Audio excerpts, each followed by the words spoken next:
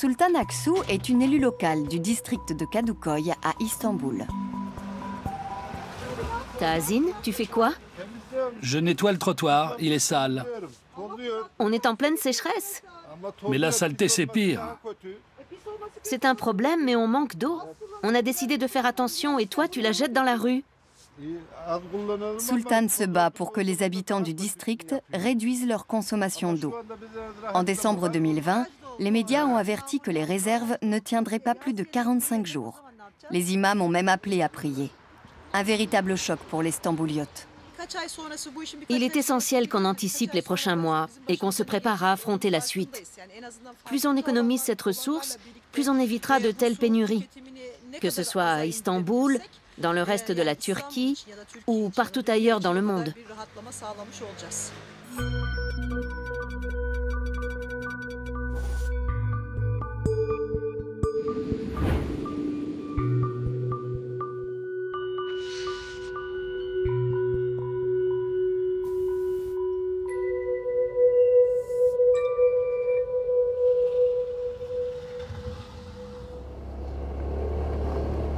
Chaque jour, des milliers de coursiers livrent de l'eau aux quatre coins d'Istanbul.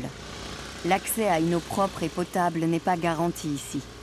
En quelques décennies, la ville est devenue une mégalopole et une immense jungle de béton. De plus en plus de citoyens se préoccupent de la gestion de cette ressource naturelle.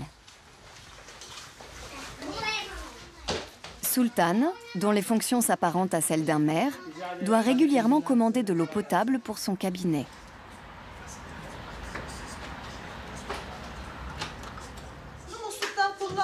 On ne boit pas l'eau du robinet parce qu'elle est pleine de chlore. On achète de l'eau en bouteille.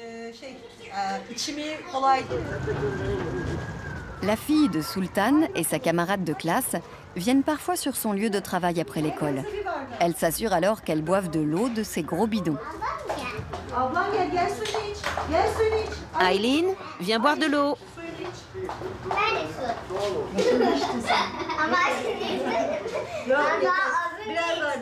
Elle n'utilise l'eau du robinet que pour arroser les plantes de son bureau, pour cuisiner ou pour faire sa toilette. Il arrive souvent que le fournisseur d'eau de la commune coupe l'eau courante. À chaque fois, Sultan reçoit les doléances de ses concitoyens.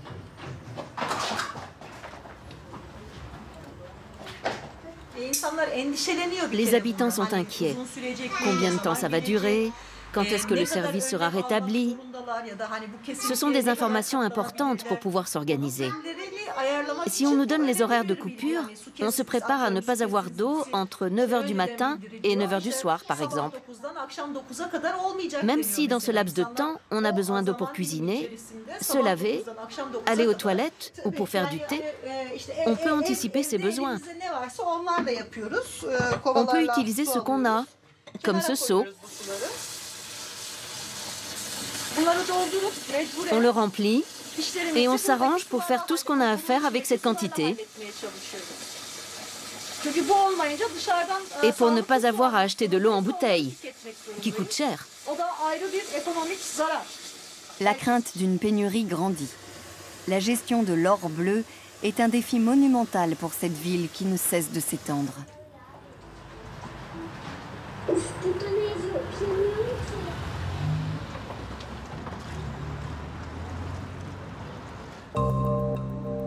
Les rares pluies automnales dans la région d'Istanbul n'ont pas suffi. En décembre 2020, la mairie a imposé à ses citoyens de faire des économies d'eau. Les lacs artificiels et autres retenues d'eau étaient déjà presque à sec.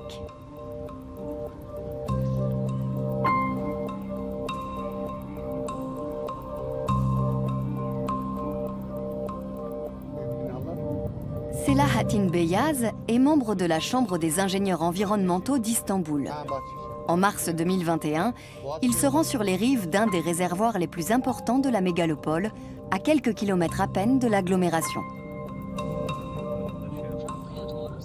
Il étudie la sécheresse qui sévit ici et recueille des données que la Chambre rend ensuite publiques.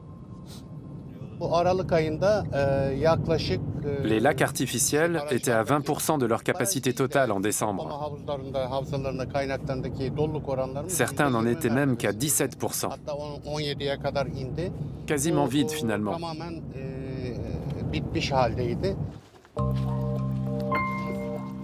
Sela Hattin et son assistant prélèvent des échantillons pour déterminer si la sécheresse a une influence sur la qualité de l'eau.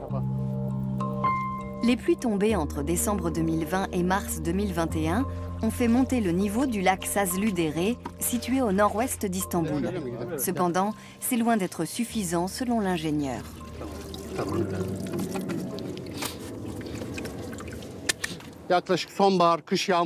En temps normal, après les pluies automnales et hivernales, nos lacs et réservoirs atteignent 90 voire 100% de leur capacité.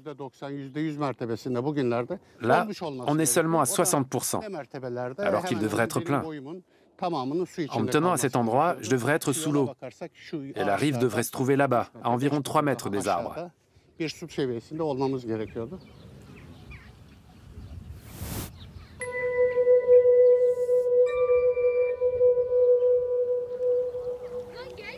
De nombreux Stambouliotes viennent pique-niquer au bord du lac et ne prennent pas leurs détritus avec eux en partant. Ce sont les conséquences de l'urbanisation. Entre les déchets, l'élevage, l'agriculture et les engrais, la pollution est partout. Les échantillons révèlent une concentration trop élevée de colibacilles.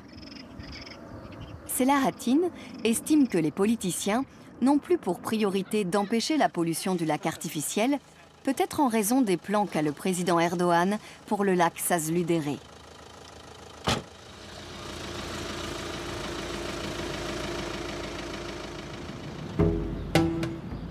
L'ingénieur habite dans le district de Kağıthane, un quartier représentatif de la mégalopole. Le béton est partout.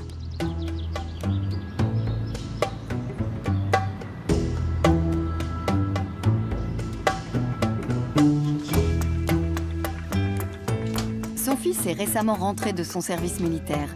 Il cherche un travail pour ne pas avoir à vivre au crochet de son père. Avec ses honoraires, Sela Hattin ne peut pas se payer un appartement avec une meilleure vue que celle-ci. Istanbul est une ville grise. Pire que ça, c'est une ville presque noire. On ne pourrait pas dire que c'est une ville verte. Et je ne parle pas seulement des arbres. Il faudrait qu'on se penche sur l'écologie, que ce soit un espace où peuvent cohabiter tous les êtres vivants. Sela Hattin s'efforce d'éveiller la conscience écologique d'Istanbul.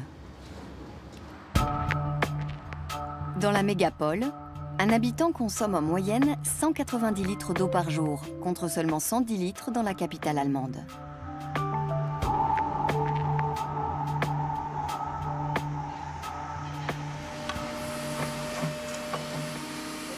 La principale raison de cet écart tient au mauvais état des canalisations de la ville qui occasionne plus d'un cinquième de pertes.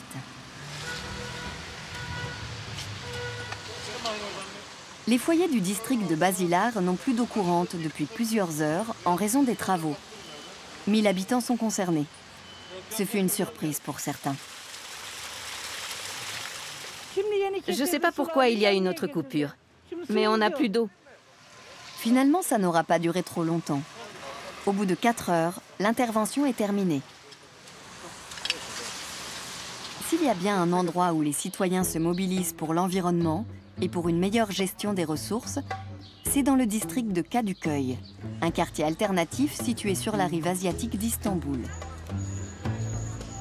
Accompagné de Rahim et de Tolga, Sultan Aksu est en mission dans les rues du district.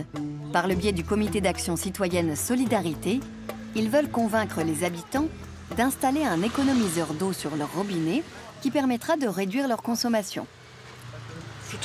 On distribue des aérateurs gratuitement.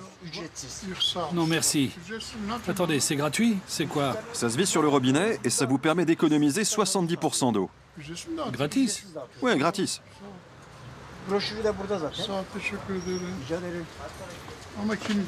Certains habitants connaissent déjà ces produits.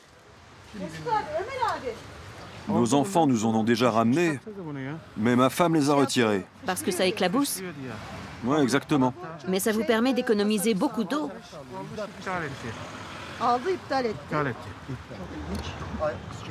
Il tente de convaincre un voisin de les laisser entrer dans son appartement pour installer le mousseur eux-mêmes et ainsi s'assurer de son bon fonctionnement. Il est vieux ce robinet, non?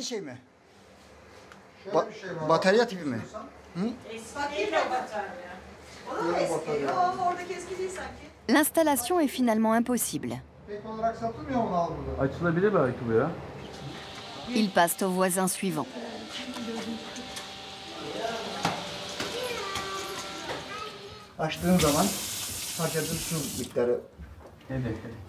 Rahim installe l'économiseur sans difficulté. L'homme est ravi. C'est nécessaire par les temps qui courent. L'eau est un problème partout dans le monde. Les sources se tarissent. La destruction de l'environnement est un sujet crucial. S'il y a quelque chose qu'on peut faire pour économiser l'eau, alors il faut absolument le faire. On distribue des économiseurs d'eau à visser sur les robinets de la cuisine et de la salle de bain. Est-ce qu'on peut entrer? Volontiers.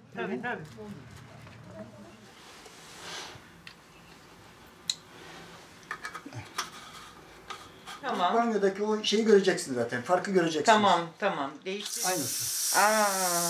Evet. Ben çok güzel buldum. C'est Tabii ki super. yani L'eau est une ressource très importante. artık bizim için La çok banquise önemli bir fond. şey olacak. Yani buzullar biliyorsunuz tamamen Je trouve ça génial, surtout si ça permet d'économiser 60% d'eau. %60 tasarruf da bayağı güzel bir tasarruf yani. Pour Sultan et les autres membres du comité d'action, chaque goutte d'eau compte. Ils font face à un obstacle majeur. La politique du gouvernement favorise à l'inverse une plus vaste imperméabilisation des sols et le tarissement de la nappe phréatique. Des membres du gouvernement turc se rendent sur un chantier en périphérie d'Istanbul. C'est là que le pharaonique projet d'Erdogan verra le jour. Un canal long de 45 km qui permettra aux navires de passer de la mer Noire à la mer de Marmara, moyennant un péage.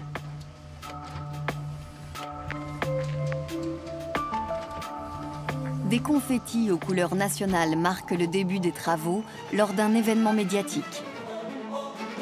Le chef de l'État dit même une prière d'intercession en arabe. Auzu billahi mineşşeytanirracim. Bismillahirrahmanirrahim. Ya Allah. Bismillah.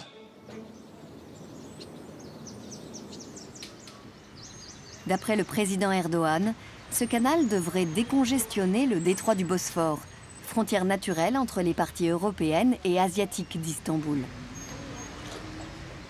Une centaine de cargos le traversent chaque jour pour atteindre la mer Noire ou la mer de Marmara. Les compagnies maritimes paient environ 6 000 $ américains par an pour la traversée des plus gros navires. Le détroit est souvent bouché et certains bateaux attendent jusqu'à 30 heures avant de pouvoir le traverser. Le nouveau canal devrait être moins coûteux en temps, mais beaucoup plus financièrement. Le trafic maritime dans le détroit a fortement augmenté ces dernières décennies, car c'est un passage naturel entre la mer Noire et la mer de Marmara. Le canal d'Istanbul apportera une alternative. Il longera le détroit à l'ouest et reliera les lacs réservoirs entre eux, y compris le lac de Sazludere. Son avenir est donc tout tracé par Erdogan. Il sera transformé en canal et ses rivages seront bientôt peuplés de centaines de milliers de personnes.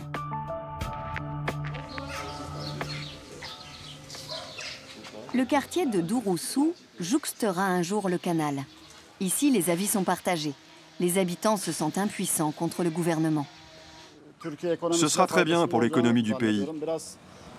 C'est vrai que ça empiétera sur la nature, mais ce sera quand même positif. De toute façon, on ne peut rien y faire. Les têtes pensantes ont déjà pris leur décision. Pour l'instant, personne ne nous a expliqué ce qui allait se passer. Ils ne nous donnent aucune information.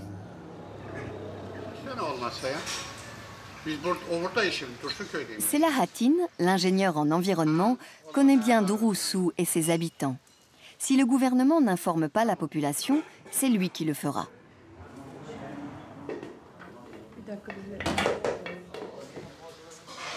Il déjeune avec l'ancien maire du quartier dans une auberge typique. Il veut le prévenir des risques. Selon lui, les travaux aggraveront l'imperméabilisation toujours plus grande des sols et entraîneront de nombreuses expropriations.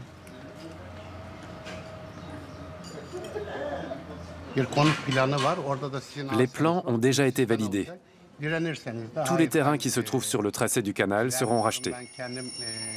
Si les propriétaires refusent ou réclament de vendre leur terrain eux-mêmes, ils auront tellement d'obstacles à franchir que ça en deviendra impossible et ils finiront par le vendre au gouvernement. Néanmoins, d'après le maire, peu de gens résisteront.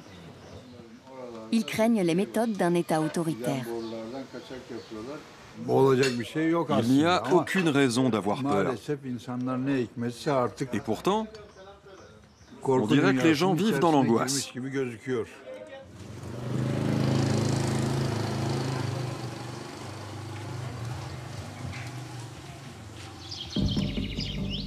Un autre projet de grande envergure mené par le gouvernement verra le jour à 200 km au nord-est d'Istanbul. Le barrage de Hasanlar devrait permettre d'éviter de nouvelles pénuries d'eau dans la mégapole. En théorie, il contiendra l'équivalent d'1 an d'eau pour les Stambouliotes.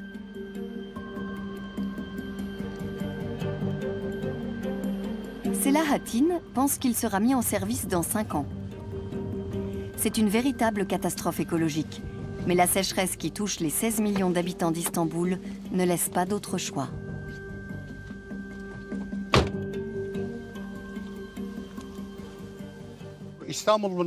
Les Stambouliotes sont dépendants du barrage maintenant. On ne peut plus faire marche arrière. Mais malgré la date de mise en service qui approche, les travaux ne sont pas finis. En plus, l'eau de ce futur lac artificiel devra impérativement être protégée de toute pollution. Le lieu se trouve au confluent de plusieurs cours d'eau.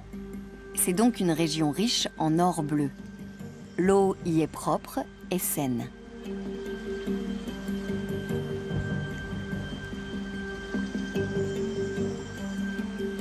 Malheureusement, c'est aussi là que se trouve une déchetterie. Le canal d'Istanbul apportera une alternative. Il longera le détroit à l'ouest et reliera les lacs réservoirs entre eux. L'avocat Abdullah Kundatche est maintenant à la retraite, mais il a déposé plusieurs plaintes contre la déchetterie. Il a perdu à chaque fois. Regardez, l'eau descend depuis le sommet dans un ruisseau qui se jette dans la rivière. Selahattin estime qu'il y a de grandes chances que l'eau du ruisseau finisse par être polluée par les déchets enfouis. Le ruisseau s'écoule directement dans la rivière Melen. Il y a seulement 200 mètres entre les deux. Maître Kundatche tire la sonnette d'alarme. Il pense que l'eau de la région pourrait présenter un risque pour la santé des Stambouliotes. Ce petit cours d'eau est une sorte de source pour la rivière qui alimente ensuite le fleuve. Et cette eau finira dans le lac réservoir. Puis dans toutes les canalisations d'Istanbul. Cette atteinte à l'environnement pourrait engendrer des millions de malades, même de morts. Soudain, une voiture de la déchetterie s'approche. Visiblement, Selahattin et Maître Kundatche ont été repérés. Plusieurs hommes veulent nous interdire de filmer. Arrêtez de filmer. Monsieur, vous êtes avocat. Vous trouvez ça normal de filmer illégalement? On vous a invité à plusieurs reprises.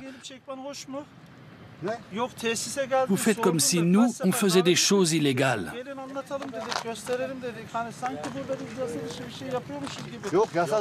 C'est pas illégal, la déchetterie appartient à l'État. On s'intéresse au lac réservoir qui fournira de l'eau à tout Istanbul. On veut savoir si elle est saine. Tout doit être transparent. C'est une déchetterie. Qu'est-ce qui se passe ici? On a le droit de le savoir et de le montrer. On n'est pas entré sur leur propriété. Les habitants de Esinler, le village voisin, se sont longtemps opposés à son ouverture jusqu'à l'intervention des forces de l'ordre. Ils sont encore sous le choc de s'être vus imposer cette déchetterie nauséabonde et polluante avec tant de brutalité.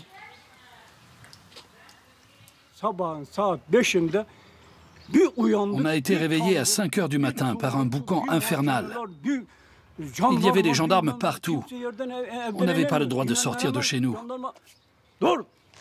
Si on posait le pied dehors, ils sortaient leurs armes et hurlaient « Arrêtez-vous !» Et il y avait des canons à eau qui bloquaient les rues. Depuis, Maître Kundatche a déposé plainte auprès de la Cour européenne des droits de l'homme à Strasbourg. Il attend sa décision.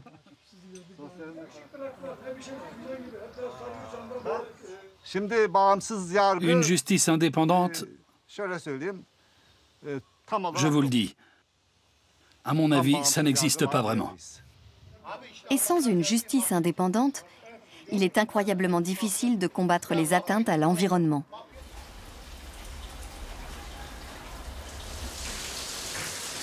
La pluie est enfin arrivée à Istanbul. Et il pleut des trombes.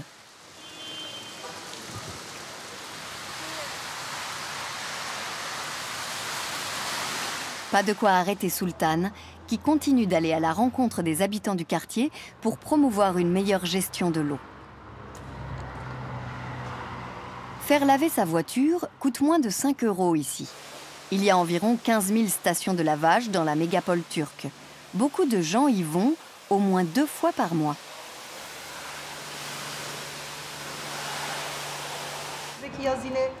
La sécheresse pourrait revenir cet été, donc il faut être plus vigilant, au travail comme à la maison.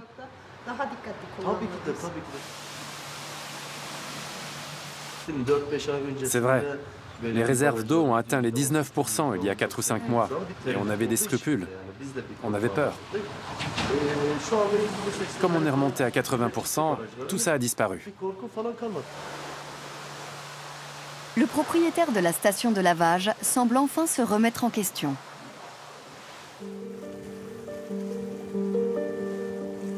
La pénurie d'eau n'est pas le seul défi auquel doit faire face Istanbul. Fin mai 2021, pour la première fois, son littoral a été envahi par ce qu'on appelle communément la morve de mer. La baignade était alors impossible.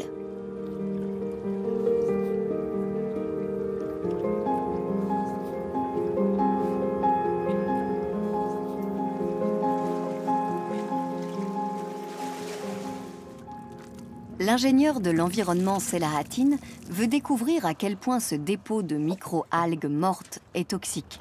C'est une conséquence du dérèglement climatique, mais aussi des rejets constants d'eau polluée dans la mer.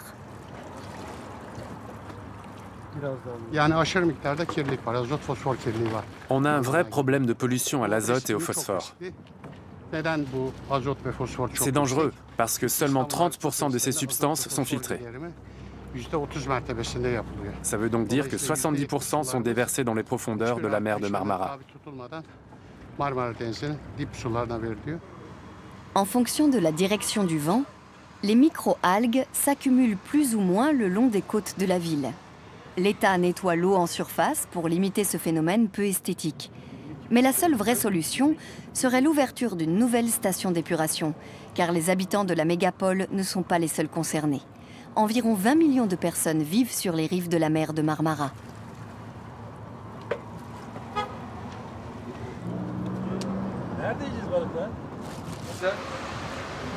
Pour les poissonniers installés sur les quais, cette morve de mer est un véritable gouffre financier.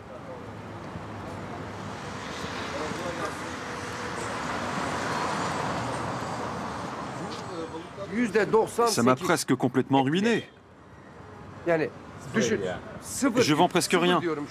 À peine quelques poissons par jour. J'ai 1 ou 2 clients qui me connaissent et me font confiance. Eux, ils m'appellent pour des commandes, mais c'est tout. Il faudrait que vous analysiez ces poissons pour voir s'ils ont une maladie ou quelque chose. Personne n'est venu jusqu'à présent? Non, personne n'est venu prélever des échantillons.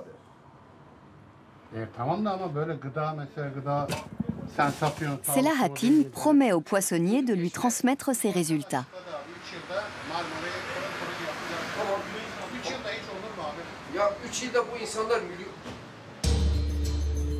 Mais le soir même, le chef du laboratoire décide de ne pas procéder à l'analyse. Il met les échantillons au rebut. La peur plane à nouveau.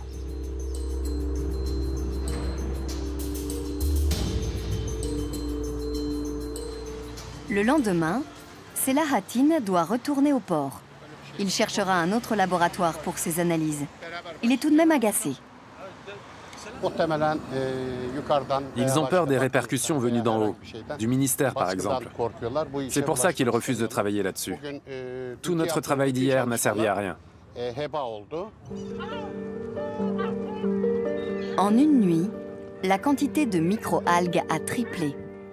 Selahattin alerte les politiciens et le grand public depuis des années. À présent, les dégâts sont importants. La morve de mer envahit désormais la mer Égée et menace l'écosystème de la mer de Marmara. L'ingénieur espère qu'il recevra bientôt les résultats de ses analyses.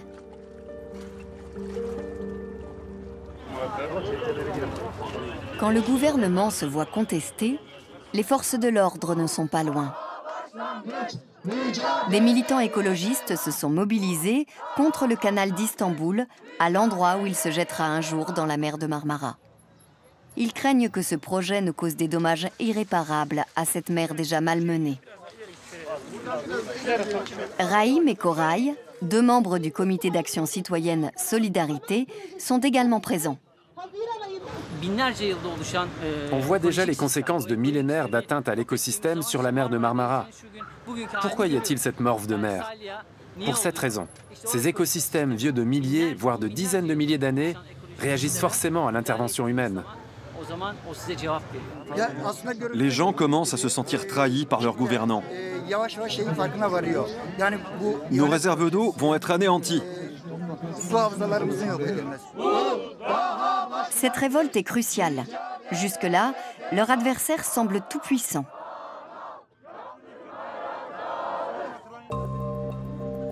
On retrouve également ces micro-algues à Kadıköy.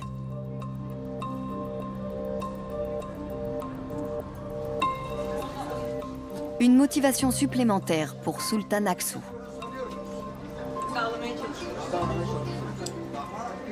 Ça se vise comme ça. Est-ce que je peux en avoir un pour chez moi aussi? Merci. Excusez-moi. Ça vous dérangerait pas de venir l'installer?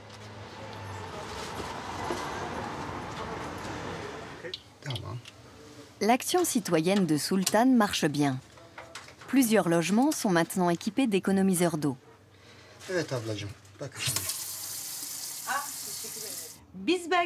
Ça ne nous impactera pas vraiment, mais c'est important pour nos enfants, pour l'avenir et pour les années à venir. J'espère que ça n'arrivera pas, mais on dirait que les choses vont continuer à empirer. C'est pour ça qu'on doit prendre des mesures préventives. Sultan va s'assurer que les mousseurs déjà posés sont toujours utilisés. Ariye Demir s'en sert depuis 3 mois. Pour autant, elle n'économise pas 60% d'eau. Elle estime que sa consommation a baissé de 30%. Je suis contente de ces économiseurs d'eau. J'en ai un autre dans la cuisine. Quand j'ai de la visite, on me demande souvent ce que c'est. Alors je leur explique que c'est un appareil qui permet de consommer moins d'eau. Et je leur recommande de s'en procurer aussi. À chaque fois qu'elle déclenche une prise de conscience écologique chez quelqu'un, Sultan y voit une réussite. Des changements politiques sont nécessaires, mais il est également urgent de faire évoluer les mentalités. Nos concitoyens jettent leurs déchets dans la rue ou dans la mer. C'est aussi une question de conscience écologique. Pour quelqu'un qui n'est pas sensibilisé à la protection de l'environnement, le niveau des réserves d'eau importe peu et aucun effort n'est fait pour économiser cette ressource. La société dans son ensemble doit se responsabiliser. Sinon, on court au désastre. Elle continue d'engager un dialogue avec ses concitoyens stambouliotes. Elle ne compte pas sur un changement de cap au niveau politique. C'est pourquoi elle essaye de convaincre ses voisins de sauver leur ville.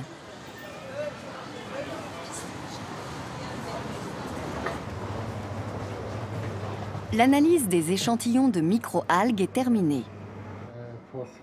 La concentration de phosphore et de colibacilles est bien trop élevée pour Selahattin.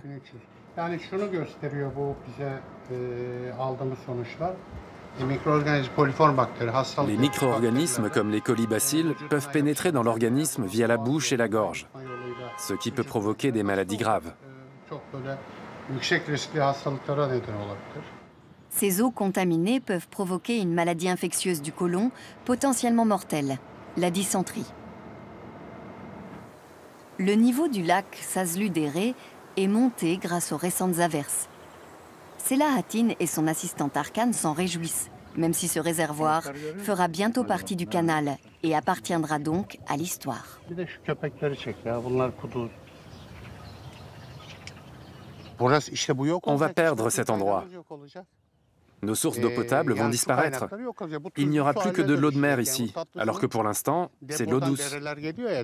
Ce sera de l'eau de mer et on ne pourra plus la consommer. Depuis, l'opposition turque s'est opposée à la construction du canal. Peut-être qu'un jour, un autre mouvement politique sauvera la nature et les habitants de la mégapole.